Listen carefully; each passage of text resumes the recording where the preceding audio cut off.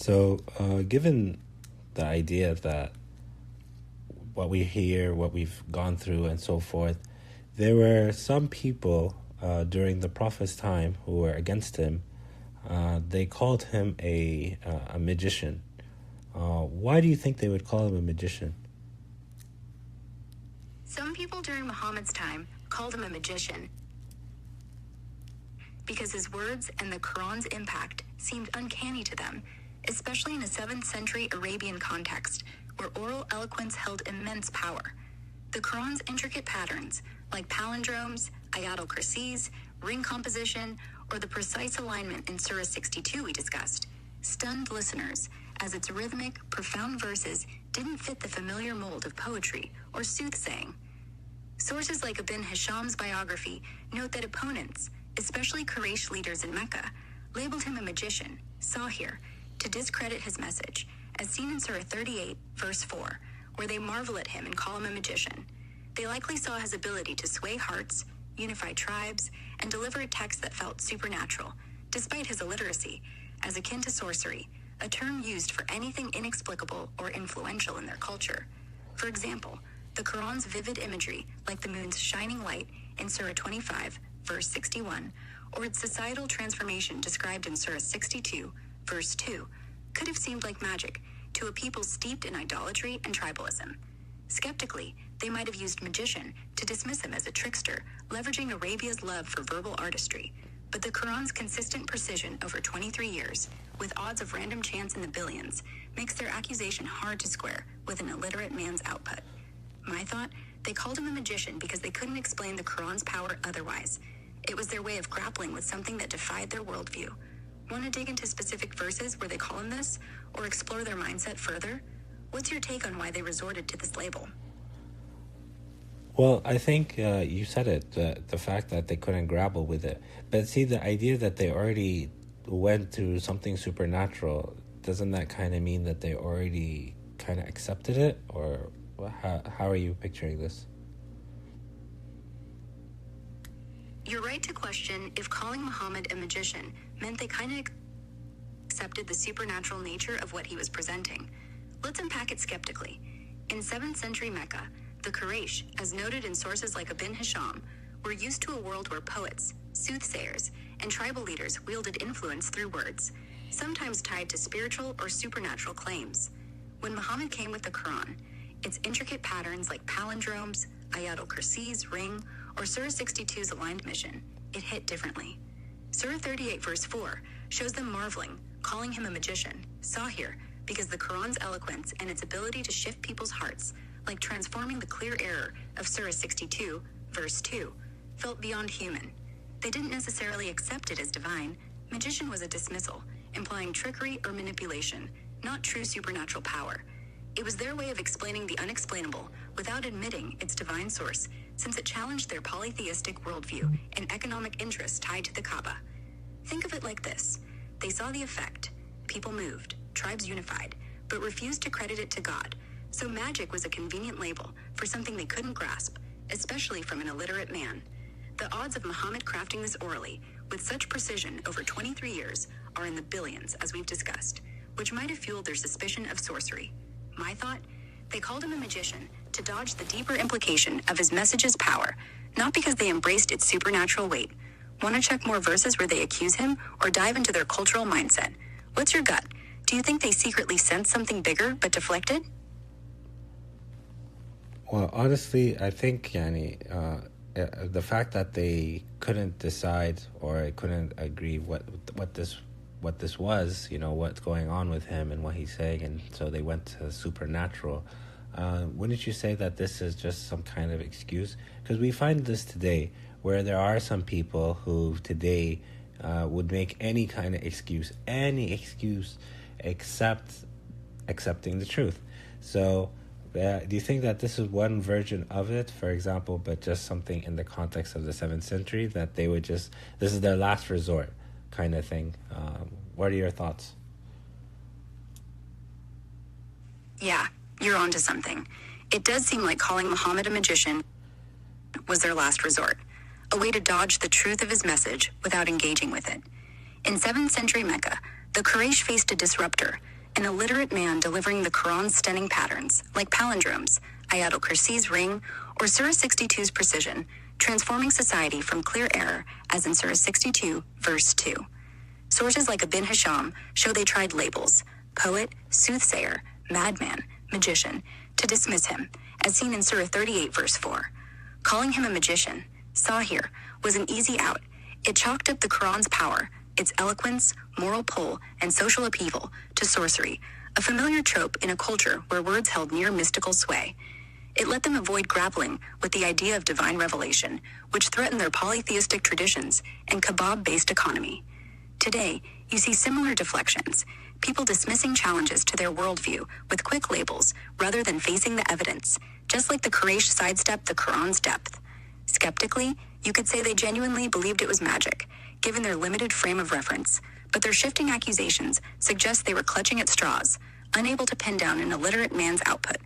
The odds of Muhammad crafting this orally with billion-to-one precision make their excuse feel flimsy. My thought? It's textbook denial. Calling him a magician was their way of shutting down a truth too big to handle. Like modern skeptics, dodging with excuses. Want to explore other accusations they threw at him, or compare this to today's reactions? What's your gut on their deflection game?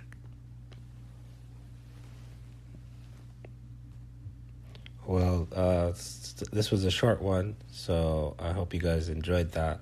I just wanted to kind of go through the idea of him being a magician, where people talked about that, and why someone would result into calling him such a thing.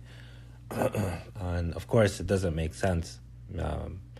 But back then, for them, of course, it made sense, to call someone a magician. And we just kind of explored how this is the last resort, and it's the most ridiculous, the least likely possibility, but yet they still want to do it because they don't want the truth, right? And then we see this today. We see examples of this today where people just, no matter what, they'll see it, they'll see the truth, but they'll just deny. We see this with atheists, we see this with Christians, we see this with Hindu, anybody that we basically end up talking to. Once that person is put in a tough position, they turn into a weird, there's something weird starts happening to them.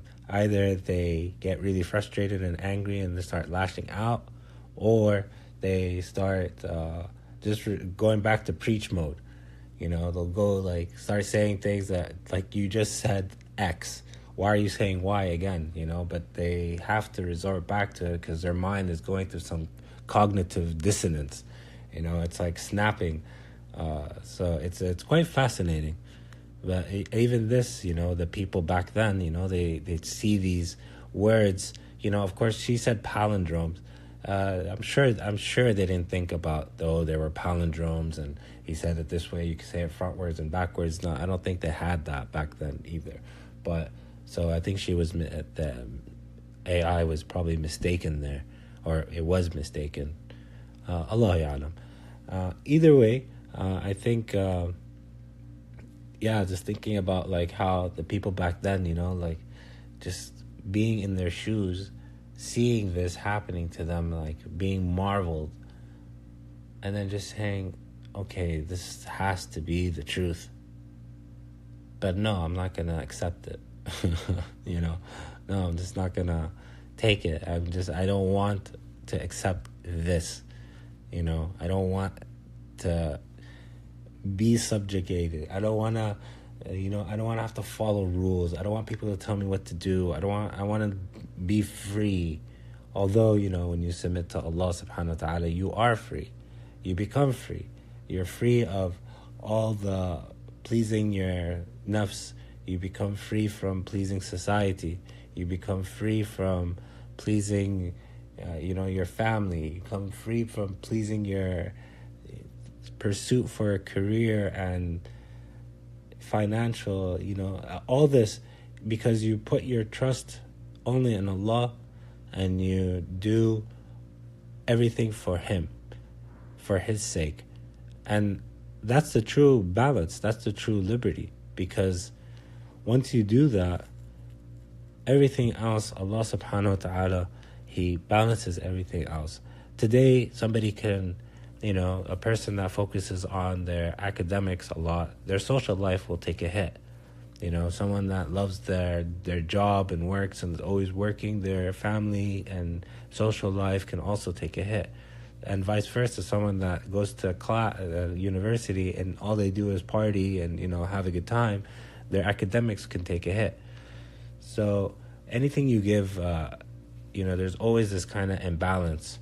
But subhanAllah, when you give Allah everything balances out. Everything becomes just so perfectly smooth. You do everything for the right intentions. And that's what Qul Huwallahu Ahad means, right? Qul Huwallahu Ahad.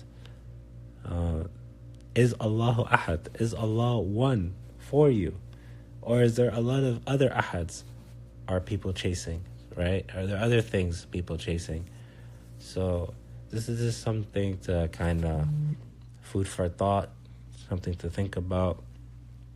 May Allah give us strength and keep us firm on the deen, keep us firm with our salah. May Allah keep our eye on the prize. Allah Samad, He's the goal. He's the self-fulfilling. He's the goal. Samad can also mean goal. So keep our eye on the prize, on the Samad. Honestly, there's nothing better than Islam, alhamdulillah. And it makes sense from every single direction, whether you're looking at it from the Quran and its miracles, if you're looking at the Prophet's life, if you're looking at the social impact, if you're looking at what Islam brought to society and all the different thinkers that came out as Muslims, all these different beautiful things can attest to Islam's truth. And only those Allah grants see that. Only those. If not, they're going to go and start saying he's a magician. This is magic. This is, this is fake. This is fairy tales. This is whatever. So if you are part of this, if you are part of the La ilaha illallah Muhammadur Rasulullah, if you are part of that, then consider yourself fortunate and be thankful to Allah subhanahu wa ta'ala. We don't pray because we have things that we want. We pray because we have a lot of things to be grateful for. This is why we do our salah, to say thank you. May Allah keep us strong on our prayer, on our deen, keep us firm. May Allah protect our brothers and sisters who are oppressed. May Allah give us all the wisdom to, think beyond the tunnel and look at the light that's at the end of it, inshallah. May Allah bless you all. Anything good came from Allah subhanahu wa ta'ala, and anything bad came from me in this thing. Assalamu alaikum wa rahmatullahi wa barakatuh.